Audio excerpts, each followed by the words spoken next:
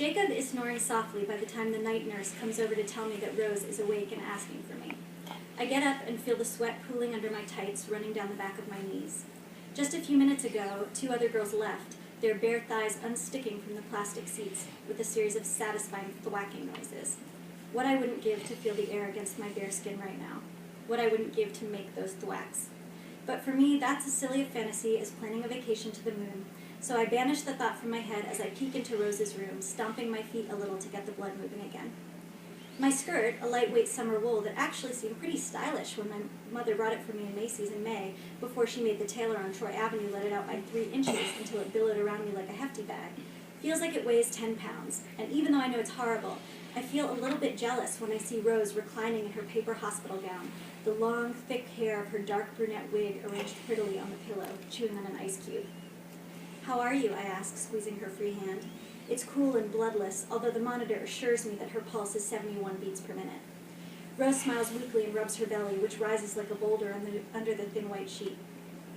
It's not at all uncommon for Chabad Lubavitch girls to be married and have babies at 18, but now that it's my own sister, it feels much too soon. That will be me in 2 years, and I know there's no way I'll be ready for any of that, no matter how many times my mother likes to tell me that I'd be surprised how quickly the heart can change. Rose and Jacob met just twice before they got engaged. Their wedding was 11 months ago.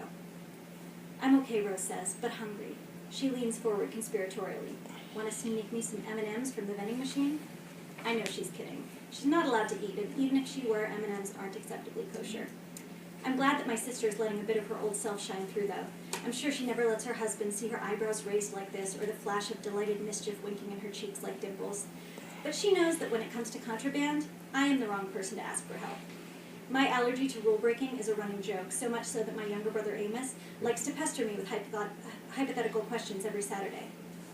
"Devorah, what if you won $1 billion and you had to claim it today, but you could only get it if you used the blender?" "Shh," I say. "Don't let Jacob hear you." I wanted to make her laugh, but instead Rose's face tenses and her chin quivers. "He already thinks it's my fault," she says. "What?" I shut the door just in case and crouch beside her. "Why, that's crazy." "Last week I was shopping for elastic to sew to the waist of my skirts," she explains, her clear gray eyes narrowing with worry, "and I saw the most beautiful bolt of pale pink cashmere. I thought maybe if the baby was a girl, I could make her a sweater, so I bought a yard. It was expensive, but I just had to have it. I don't know what came over me, Deb. It was like a spell." Or hormones, I say gently, trying to lighten the mood. Rose just looks away. "I couldn't wait to show Jacob," she continues, "even though I knew he would call it extravagant. But as soon as he saw it, he told me I was tempting the evil eye buying anything for the baby." Her hands flutter to her face and she bursts into tears. On the monitor, her pulse ticks up to 85 beats a minute. "No," I say softly, trying to quiet the pious, nagging voice inside my head that shares Jacob's superstition.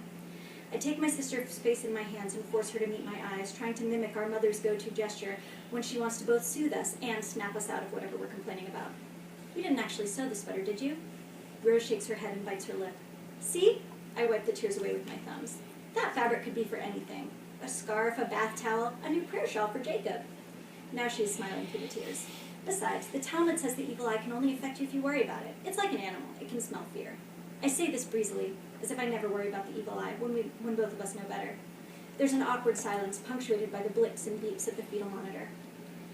"What's it like outside?" Rose finally asks, rubbing the goose flesh on her arms. I can tell she feels embarrassed having so much skin exposed, but at the hospital, regardless of their beliefs, people are just bodies that the doctors need quick and easy access to. I want to ask her what it feels like to be seen like that, but I know now's not the time.